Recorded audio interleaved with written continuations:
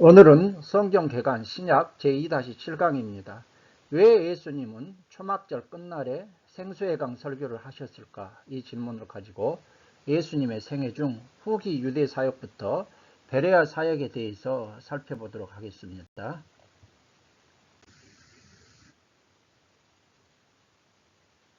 2-7강 개요를 보게 되면 오늘은 후기 유대 사역과 베레아 사역에 대해서 살펴보도록 하겠습니다.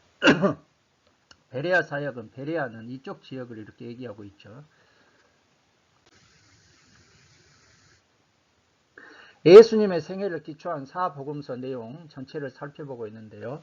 오늘은 후기 유대 사역으로서 이 부분과 그 다음에 베레아 사역으로서 이 부분에 대해서 이 내용을 가지고 살펴보도록 하겠습니다. 후기 유대 사역에 대해서 살펴보도록 하겠습니다. 후기 유대 사역은요, 갈릴리를 떠나 예루살렘으로 출발하신 것으로 요한복음 7장 10절에 기록되어 있습니다. 형제들이 초막절에 올라간 후에 예수님도 엄밀하게 예루살렘으로 가시게 되죠. 초막절은 통상 10월 중순경이므로 예수님은 10월 초에 갈릴리를 떠나 예루살렘에 가셔서 수전절을 지키시고 6월절 4월경에 십자가에 달려 죽으시는 그러한 여정이 되겠습니다. 자, 그래서 오른쪽 지도를 보게 되면은요, 예수님께서 머물고 계시던 곳 갈릴리가 이 갈릴리 지역이지 않습니까? 여기를 떠나서 이제 예루살렘으로 이렇게 올라가시게 되는데 사마리아를 이렇게 거치게 되죠. 근데 사마리아인들이 이제 뭡니까? 예수님을 대적하고 배척하니까 예수님께서 내려오셔서 이 유대 지역에 오셔서 후기 유대 사역을 하시는 내용입니다. 사마리아인들의 배척, 예루살렘으로 가는 길에 제자의 도를 설교하고 초막절 중간과 끝날에 성전에서 가르치시고 가늠한 여인을 용서하신 사건과 바리새인들과의 논쟁 쭉 이런 식으로 해서 후기 유대 사역과 관련된 기타 사역과 교인들이 후기 유대 사역의 내용이 되겠습니다. 먼저 사마리아인들의 배척에 대해서 살펴보도록 하겠습니다. 예수님께서 사마리아를 통과하여 예루살렘으로 가시려고 사자들을 앞서 보내어 준비하게 하셨지만 사마리아인들이 예수님께서 예루살렘으로 가시는 것을 알고 받아들이지 않습니다. 그러자 야고보와 요한이 예수님께 하늘에서 불을 명하여 하늘로 쫓아 멸하라고 하리까요? 이렇게 요청하자 예수님께서 꾸짖으시고 다른 마을로 가시는 내용입니다. 예루살렘으로 가는 길에 제자의 도를 설교하십니다. 누가복음 9장 57절에서 62절이죠. 예루살렘으로 가는 길에 제자가 되기 원하는 세 사람들에게 예수님은 여우도 굴이 있고 공중의 새도 집이 있지만 인자는 머물 곳이 없다. 죽은 자들로 죽은 자를 장사하게 하고 너는 가서 하나님의 나라를 전파하라. 손에 쟁기를 잡고 뒤를 돌아보는 자는 하나님 나라에 합당치 않다고 이렇게 제자의 도를 말씀하고 있습니다. 초막절 중간과 끝날에 성전에서 가르치신 내용입니다. 이것은 예루살렘이 되겠죠. 형제들이 올라간 후에 은밀히 올라가신 예수님은 명절 중간, 이건 초막절입니다. 명절 중간이 되어 성전에서 가르치셨습니다. 유대인들은 예수님의 가르침에 놀라면서도 거부했고 예수님이 내가 그에게서 났고 그가 나를 보냈었음이라 이렇게 외치시자 그들이 예수님을 잡고자 하나 때가 아직 이르지 못했으므로 잡지 아니했고 많은 무리가 예수님을 믿게 됩니다. 10절에서 36절이죠. 자, 초막절 끝날이 되어서 누구든지 목마르거든 내게로 와서 마시라. 나를 믿는 자는 성경에 이름과 같이 그 배에서 생수의 강이 흘러나리라. 생수의 강, 이것은 생수의 강은 성령에 대한 말씀이죠. 생수의 강에 대해서 선포하셨고 설교하셨고 대제사장과 바리새인들이 예수를 체포하려고 보낸 아랫사람들이 돌아와서 예수님에 대해서 긍정적으로 보고를 하게 되죠. 그러자 대제사장과 바리새인들은 믿지 않고 비난합니다. 이때 니고데모가 나서서 예수님을 변호하게 되는 그러한 내용이 되겠습니다. 자, 여러분 그렇다면 왜 예수님은 초막절 끝날에 생수의 강 설교를 하셨을까요? 그 이유를 살펴보면요. 초막절 행사의 하이라이트는 성전의 제사장 뜰에 있는 제단 남서쪽에 버드나무 가지를 세우고 매일 제단 주위를 한 바퀴씩 도는 것이라고 합니다. 버드나무 가지는 꺾이면 말라 비틀어져 죽게 되죠. 그래서 실로암 연못에서 물을 길어다가 이 버드나무에 계속 물을 붓게 됩니다. 초막절 마지막 날에는 이제 새로운 버드나무 가지를 제단 남서쪽에 세워놓고 제사장을 앞세워 제단 주위를 이제 행진하게 됩니다. 원래 성전 제사장의 뜰은 제사장 외에는 들어갈 수가 없으나 이날 하루만 모든 이스라엘 순례객들에게 개방된다고 합니다. 여인과 아이들도 참여할 수 있게 됩니다. 이날은 제단 주위를 7바퀴 돌면서 하나님 제발 우리를 구원하소서라고 간절히 기도합니다. 이제 구원하소서 호시아나 호산노가 여기서 나왔습니다. 물이 없이 죽어가는 버드나무처럼 하나님의 특별한 은혜가 없이는 말라 비틀어져 죽을 수밖에 없는 자신들을 구원해 달라고 외치는 것입니다. 예수님은 이들 제사장의 뜰에 나타나셔서 하나님의 구원과 은혜를 간절히 외치는 이 유대인들에게 자신이 구원이요 메시아이심을 큰 소리로 선포하신 것입니다. 열린다 성경에서 제가 좀 인용을 했습니다. 자, 이제 가늠한 여인을 용서하신 사건과 바리새인들과의 논쟁에 대해서 살펴보도록 하겠습니다. 예수님이 감람산으로 가셨다가 다음날 아침 성전으로 오셔서 가르치시자 서기관과 바리새인들이 음행 중에 잡힌 여인을 끌고 와서 예수님을 시험하기 위해 이 여인을 어떻게 처리할 것인지를 묻게 됩니다. 예수님은 죄 없는 자가 먼저 돌로 치라고 했고 양심의 가책을 받은 사람들이 어른으로부터 시작해서 다 돌아가자 예수님은 나도 너를 정죄하지 아니하니 다시는 죄를 범하지 말라고 이렇게 말씀하시는 내용입니다. 예수님은 또 자신을 세상의 빛이라고 증거하자 이로 인해 증언의 진실성과 관련해서 바리새인들과 논쟁을 하게 됩니다. 유대인들이 예수님을 향하여 내가 누구냐고 질문하자 자기를 증거하셨고요. 예수님이 자기를 믿은 유대인들에게 진리를 알지니 진리가 너희를 자유케 하리라고 말씀하시자 이들이 아브라함의 자손으로서 자신들은 종된 적이 없다고 하자 예수님은 아브라함의 자손이면 아브라함의 행사를 할 것과 아브라함보다 자신이 먼저 있었다고 이렇게 말씀하시죠. 예수님의 선지성이죠. 이에 유대인들은 예수를 죽이려고 하자 성전에서 나가시는 그러한 내용이 되겠습니다. 자, 여러분, 그렇다면 왜 예수님은 가늠한 여인 사건을 통해서 너희 중 죄 없는 자가 먼저 돌로 치라 이렇게 예수님께서 말씀하시자 사람들이 다 떠나갔을까요? 먼저 가늠한 여인 사건이 일어난 아침은요. 초막절 7일간의 축제가 끝난 다음날 제8일째 아침입니다. 초막절 8일째를 가리키는 특별한 아침이 되겠습니다. 초막절 8일은요. 초막절과 분리된 특별한 절기 레위기 23장 36절에 보게 되면 초막절은 7일간 지키는데 그 제8일째도 성회를 하게 되죠. 이때 초막절 8일째는 관제의 축제와 빛의 조명이라는 그러한 행사가 있습니다. 관제의 축제는 무엇이냐면 초막절 7일째 제사장의 뜰에서 호산나 라바로 불리는 행사를 한 후에 해가 지면 장소를 바로 옆에 있는 여인의 뜰로 옮겨서 관제의 축제라 불리는 올라이트 행사를 한다고 합니다. 이때 아주 제사장들을 비롯해서 많은 사람들이 막 횃불을 저글링하면서 춤을 춘다고 합니다. 자, 여인의 뜰 네 모퉁이에 세워진 촛대에 불이 환히 밝혀지면 이걸 빛의 조명이라고 그러는데요. 이러한 올라이트 축제, 관제의 축제를 행한다는 것이죠. 당대의 랍비들과 현인들이 여인의 뜰에서 춤을 추고 노래하며 즐겁게 뛰어노는 것이죠. 새벽닭이 울게 되면 제사장의 나팔 소리와 함께 마무리 단계에 들어간다고 합니다. 이때 나이가 지긋하고 학식이 있는 랍비들이 이제 바턴을 이어받아서 주간화에 죄를 사해 주시는 하나님을 찬양하게 됩니다. 랍비 노인들이 선창하면 참여한 무리들이 후창을 하게 되고 그리고 마지막으로 다 함께 죄를 사해 주시는 하나님을 찬양한다는 그러한 내용이 되겠습니다. 자, 그리고 나서요.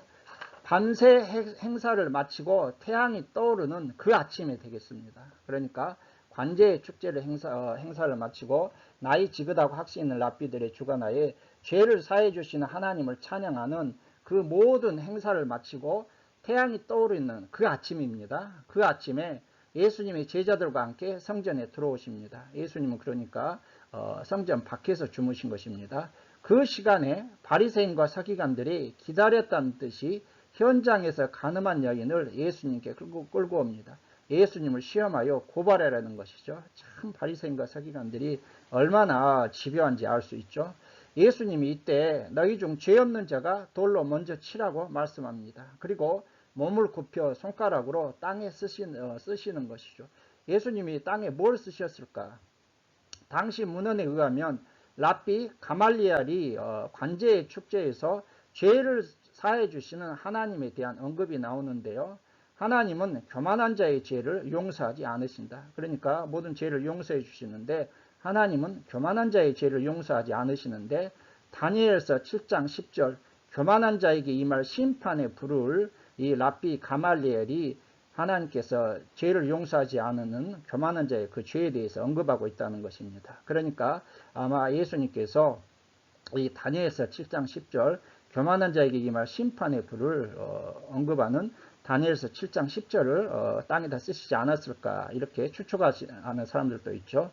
조금 전까지 죄를 사해주는 하나님을 목청껏 찬양하는 자들, 랍비 노인들이 선창하고 참여한 무리들이 후창하고 다 함께 하나님의 죄를 용서해 주신 하나님을 찬양하지 않았습니까?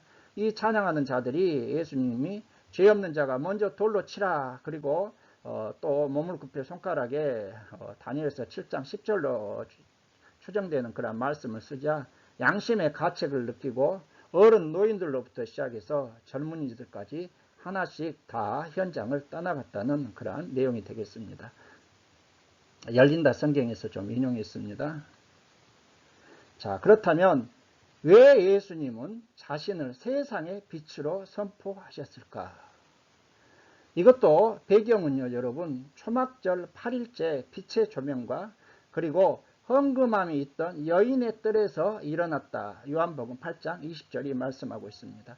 그래서 왜 예수님이 자신을 세상의 빛으로 선포하셨을까? 이것은요, 이 가늠한 여인에게 한 말씀인지 아니면 주변에 있는 말씀, 사람들에게 한 것인지 정확하지는 않지만 어찌되었든 예수님은 자신을 세상의 빛으로 선포하셨습니다. 자, 빛의 조명과 관련되어서 여인의 뜰에 있는 네 모퉁이에 각각 한 개씩 4개의 촛대에 불이 붙여지면 이제 관제의 축제를 시작한다고 했습니다.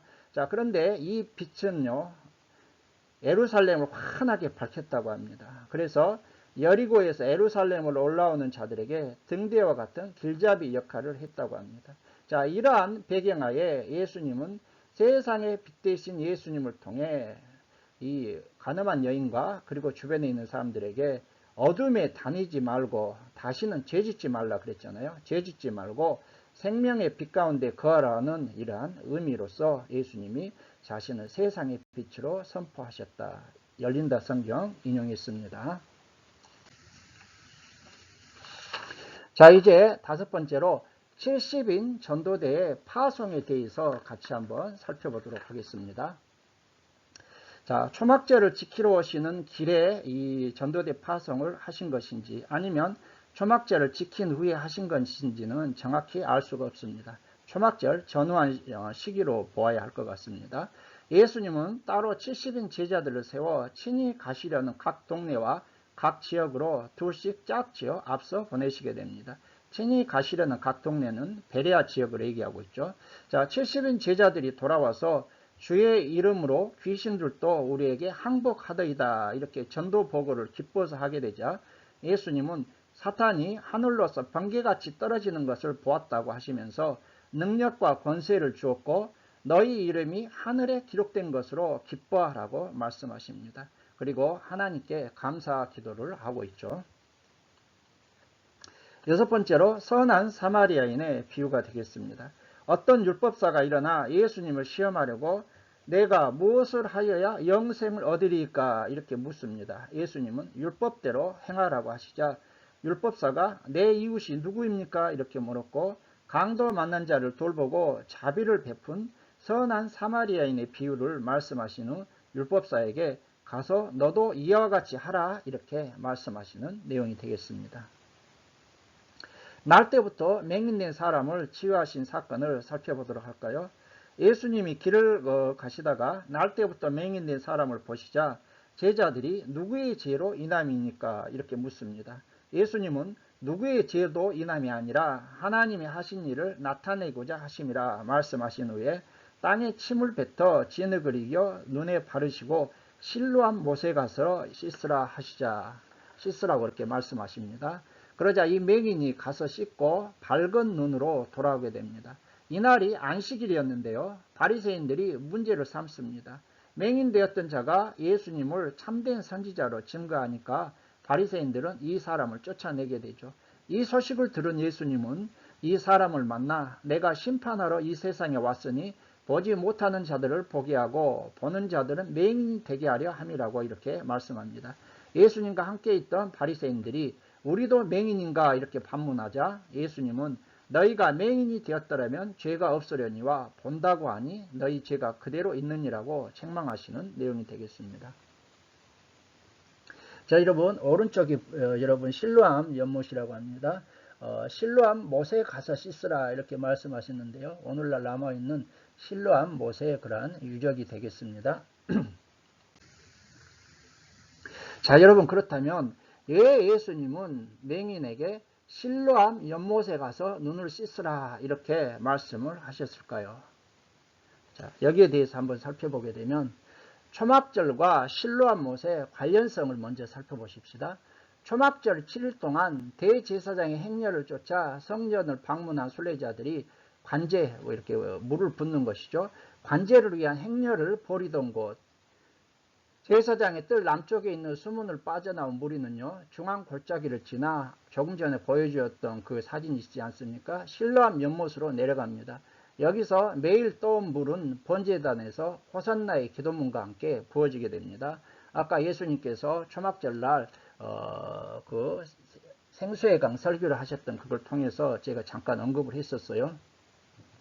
이 맹인은 초막절 축제에 대한 소문은 들을 수 있죠. 왜? 귀는 열려있지만 눈은 못 보지만 귀는 열려있기 때문에 축제에 대한 소문만 들었을 뿐 참여하지는 못하게 됩니다. 왜? 부정한 사람으로 여겨져 성전 출입이 엄격히 금지되지 않습니까? 그러니까 귀로 들어서 그 사람들의 즐거워하고 떠드는 축제의 분위기를 들을 수는 있지만 함께 참여하지 못하는 그러한 상황에 있는 것이죠. 자, 이때 그래서 이 맹인에게는 성전 중심의 당시에 제의적 공동체에서 소호된 맹인이지 않습니까? 이 맹인에게 예수님은 침으로 진흙을 이겨 눈에 바르시고 실로암 못에 가서 씻으라 말씀하신 것이죠. 그 이유가 무엇입니까? 실로암 못에 가서 씻고 눈을 뜬 소경이 초막절 기쁨의 현장으로 가서 축제의 현장을 늦게나마 한번 맛보고 느껴보라는 예수님의 배려가 바로 여기에 깃들어 있는 것입니다. 그래서 예수님께서 그 자리에서 즉시 눈을 뜨게 하지 않고 예수님께서 침을 뱉어서 진흙으로 이기고 발라주시고 실로암 못에 가서 씻으라고 하신 이유가 바로 축제의 현장을 맛보고 한번 느껴보라, 이러한 예수님의 배려입니다. 예수님은 이것을 보게 되면 참 각 개인에게 합당한 그러한 치료를 하시고 각 개인들을 잘 배려하시는 예수님의 모습을 우리가 알 수가 있습니다. 열린다 성경에서 인용했습니다. 자, 마리아와 마르다를 방문한 사건을 살펴볼까요? 베다니입니다. 예수님께서 마르다의 집에 가시자 마르다는 준비하는 일로 바빴고 마리아는 예수님의 발치에 앉아 말씀을 들었습니다.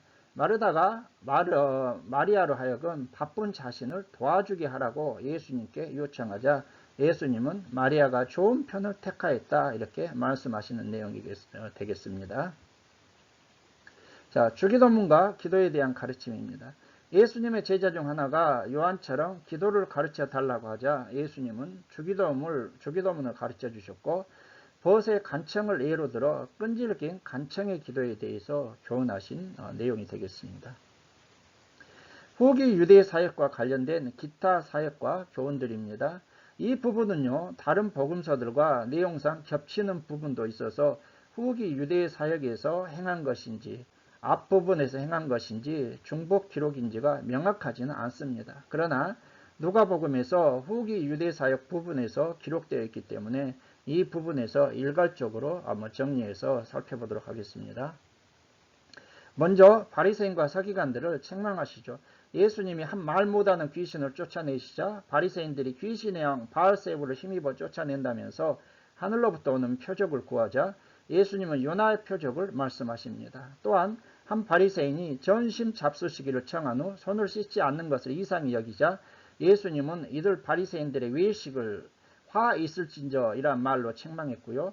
이를 들은 율법교사가 못마땅하게 여기자 화 있을진저라는 말로 책망하게 됩니다. 그러나 서기관과 바리새인들이 예수님을 책잡고자 하여 이제 예수님을 죽일 책잡을 그런 거리를 자꾸 노리게 되죠. 환란에 대한 교훈입니다. 예수님은 바리새인들의 누룩 외식을 주의하라고 하시면서 내 친구인 너희에게 말한다고 하시면서 몸을 죽이는 자를 두려워하지 말고 죽인 후에 지옥에 던져넣는 권세 있는 그를 두려워하라고 말씀하십니다. 또한 하나님께서 성도들의 머리털까지 세시고 계신다는 것과 사람 앞에서 주님을 시인하는 것과 성령 모독과 핍박받을 때 성령의 가르침에 대해서 교훈하신 내용입니다. 한 부자 비유와 욕심과 염려에 대한 교훈입니다. 한 사람이 자신의 형을 명하여 유산을 나눠두게 해달라고 이렇게 요청하자 예수님은 탐심을 물리치라고 하시면서 자신의 곳간을 더 크게 짓고 쌓아두겠다고 계획하지만 하나님은 오늘 밤 내 영혼을 도로 찾으려 한다는 한 부자의 비유를 통해 자기를 위해 재물을 쌓아두고 하나님께 부여하지 못한 인간의 어리석음을 책망하셨습니다. 또한 까마귀와 백합화를 비유로 들어 목숨과 몸을 위해 염려하지 말고 하나님 나라를 위해 구하라고 말씀하셨습니다. 지혜 있고 진실한 청지기 비유입니다. 예수님이 혼인집에서 돌아오셔서 문을 두드리는 주인을 맞이하기 위해 깨어있는 종들처럼 인자를 맞이하기 위해 깨어있는 지혜롭고 진실한 청지기가 될 것을 교훈한 내용이 되겠습니다. 예수님으로 인한 분쟁과 시대의 징조에 대한 설교입니다. 예수님으로 인해 분쟁이 일어날 것과 시대의 징조를 분간하라고 말씀하셨습니다. 회개의 촉구와 열매 없는 무화과나무 비유 및 안식일에 꼬부라진 여인을 고치신 사건입니다. 두 사람이 와서 빌라도가 갈릴리 사람들의 피를 그들의 제물에 섞은 일을 말하자 예수님은 너희도 만일 회개하지 아니하면 이와 같을 것이라고 회개를 촉구했습니다. 또한 포도원에 무화과나무를 심은 후 열매가 없자 찍어버리겠다는 것을 통해 이스라엘에 대한 회개와 심판을 말씀하셨습니다. 그리고 안식일에 한 회당에서 18배나 18에나 귀신 들려 꼬부라지고 펴지 못한 한 여자를 치유하셨고 하나님 나라는 겨자씨 누룩에 비유하여 설명하고 있습니다. 자, 이제 11번째로 수전절에 성전에서 가르치신 그러한 내용이 되겠습니다. 이것은요, 제3년째 12월 25일 예루살렘이죠. 수전절이라는 것은 여러분 마카비 혁명에 의해서 예루살렘 성전을 회복하고 정화하는 그것을 기념하는 것이 수전절이라고 예전에 이미 말씀을 드렸습니다. 자, 마카비 혁명에 의해 예루살렘을 회복한 날을 기념하기 위하여 지키는 절기인 수전절을 앞두고 예수님은 예루살렘 성전에서 양과 목자의 관계에 대해서 말씀하셨습니다. 양의 문이 되시는 예수님을 통해 구원을 얻고 꼴을 얻는다는 것과 선한 목자로서 양들을 위하여 목숨을 버리신다고 말씀하신 것입니다. 이에 유대인 중에 분쟁이 일어납니다. 수전절이 되어 예수님께서 성전 솔로몬 행각에 거니시자 유대인들이 정체를 밝히라고 요구합니다. 나와 아버지는 하나이라 이렇게 예수님께서 말씀하시자 유대인들이 신성모독이라고 돌로 치려고 해서 잡으려고 하자 예수님이 그들을 벗어나 요단강 저편 베레아 지역으로 이제 가시게 되는 내용이 되겠습니다. 자, 예수님의 자기 선언에 대해서 한번 살펴볼까요? 나는 나다. 헬라어로는 에고 에이미입니다. 자, 그런데 이것은요, 출애굽기 3장 14절에서 하나님께서 모세에게 나는 스스로 있는 자다. 나는 나다. 이란 의미죠. 그래서 여호와 하나님께서 모세에게 자기를 계시하실 때 출애굽기 3장 14절에서 나는 스스로 있는 자, 나는 다다, 나다, I am that, I am인데 예수님도 나는 뭐뭇이다, 에고 에이미 이걸 통해서 예수님이 자기 정체성, 자기가 하나님이시며 하나님의 아들이심을 선언하시는 내용이 되겠습니다. 나는 생명의 떡이다. 나는 세상의 빛이다. 나는 양의 문이다. 나는 선한 목자다. 나는 부활이요 생명이다. 나는 길, 진리, 생명이다. 나는 참 포도나무이다. 7번에 걸쳐서 예수님께서 자신이 어떤 분인 것을 우리에게 이렇게 선포해 주신 것입니다. 자, 여러분 이제 베레아 사역에 대해서 한번 살펴보도록 하겠습니다. 베레아 지역은 어디입니까? 이 요단 동편 이곳이 베레아 지역입니다. 자, 베레아 사역은요. 수전절에 예루살렘 성전에서 유대인들을 피해서 요단강 저편 베레아 지역으로 가시게 되었죠. 그래서 이거에서 베레아 사역을 하게 됩니다. 구원받을 자에 대한 질문, 헤롯의 핍박과 예루살렘을 향해 탄식하시고 안식일에 수정병 든 사람을 고치시고 잔치의 비유와 교훈, 제자도에 대해 말씀하시고 이런 것들에 대한 비유, 옳지 않는 청지기와 부자 나사로에 대한 비유가 이러한 베레아 사역에서 행한 내용이 되겠습니다. 먼저 구원받을 자에 대한 질문을 살펴보도록 하겠습니다. 누가복음 13장 22절에서 30절입니다.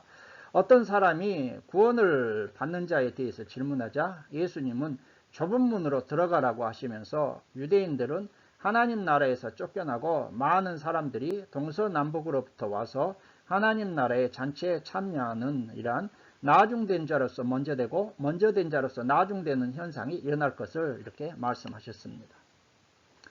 이제 헤롯의 핍박과 예루살렘을 향해 탄식하십니다. 어떤 바리새인들이 헤롯이 예수님을 죽이려 한다 이 소식을 예수님께 전해줍니다. 예수님께서는 자신의 메시아적 사역을 말씀하시고 예루살렘을 위해 탄식하시고 멸망을 선포하시게 됩니다. 34절에서 예루살렘아 예루살렘아 선지자들을 죽이고 내게 파송된 자들을 돌로 치는 자여 암탉이 제 새끼를 날개 아래 모음같이 내가 너희의 자녀를 모으려 함이 몇 번이냐 그러나 너희가 원하지 아니하였도다. 보라 너희 집이 황폐하여 버림받으리라.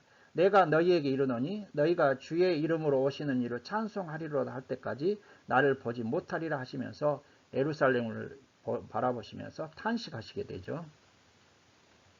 안식일에 수정병 든 사람을 고치시게 됩니다. 이 수정병이라는 것은요.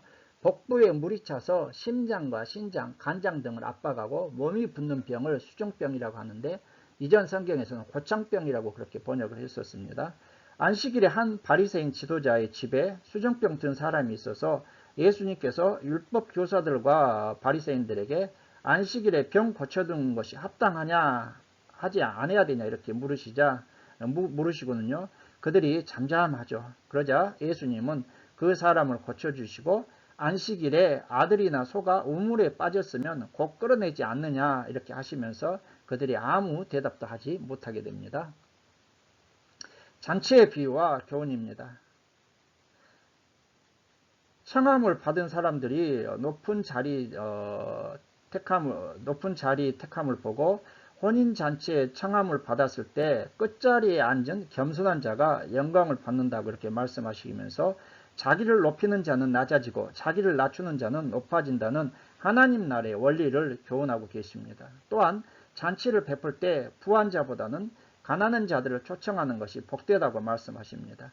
이 말을 듣고 한 사람이 하나님 나라에서 떡을 먹는 자가 복되다 이렇게 말하자 예수님은 어떤 사람이 큰 잔치를 베풀고 손님을 청했으나 다 사양함으로 주인은 시내와 거리와 골목으로 나가서 가난한 자들과 불편한 자들을 데려다 채우고 그래도 자리가 비이자 길과 산 울타리로 나가서 강권하여 데려다 집을 채우라고 하시면서 전에 청함을 받은 유대인들을 천국 잔치를 맛보지 못하고 잔치에 참여하지 못할 것이라고 생각했던 자들은 잔치에 참여한다는 이러한 교훈을 주시고 있습니다. 제자도에 대해서 말씀하셨습니다. 수많은 무리가 함께 갈 때 예수님은 자기 혈족과 자기 목숨까지 미워하며 자기 십자가를 지고 따르는 자들이 제자가 된다고 말씀하셨습니다. 망대를 세우는 자가 그 비용을 계산하고 다른 임금과 싸우려는 왕은 자신의 싸움의 성패를 미리 계산하지 않겠습니까? 마찬가지로 자기의 모든 소유를 버리는 자만이 제자가 될 수 있다고 말씀하셨습니다. 자, 이런 것들에 대한 비유를 한번 살펴볼까요? 이런 것들은 잃은 양과 드라크마, 그 다음에 잃어버린 두 아들에 대한 비유가 되겠습니다. 예수님께서 죄인들과 함께 음식을 잡수실 때 바리새인과 서기관들이 비난합니다. 예수님은 잃어버린 양, 잃어버린 드라크마, 잃은 아들의 비유를 말씀하시므로 죄인들을 찾으신 하나님의 그러한 사랑을 말씀하고 있습니다. 자, 양 100마리가 있는데 한 마리를 잃으면 목자는 찾아서 이웃과 더불어 잔치한다는 것입니다. 10드라크마 비유는 무엇입니까? 10드라크마 중 하나를 잃은 여자는 등불을 켜고 찾아서 이웃과 더불어 즐기자고 한다는 것입니다. 자, 그래서 10드라크마, 자, 비유. 이 드라크마는요, 헬라 동전입니다. 한 드라크마가 이렇게 생겼는데요. 이것은 그리스, 헬라 지역이고요. 헬라 동전이죠. 자, 그리고 잃어버린 아들은요, 집 나간 둘째 아들이 아버지의 분깃을 받아 먼 나라로 가서 허랑방탕한 후 거지 문골로 돌아왔을 때 아버지는 아들을 반겨 맞으며 잔치를 베풀게 되죠. 이에 비해 맏아들은 돌아온 동생을 아버지가 환대한 것에 화를 내게 됩니다. 이때 아버지는 이 내 동생은 죽었다가 살아났으며 내가 잃었다가 얻었기로 우리가 즐거워하고 기뻐하는 것이 마땅하다고 말하게 됩니다. 자, 잃어버린 아들의 비유에서 나오는 바로 지엽열매. 지엽열매입니다. 콩가에 속해 있는데요. 이것이 바로 지엽열매 사진이 되겠습니다. 옳지 않는 청지기, 부자 나사로 비유에 대해서 살펴볼까요?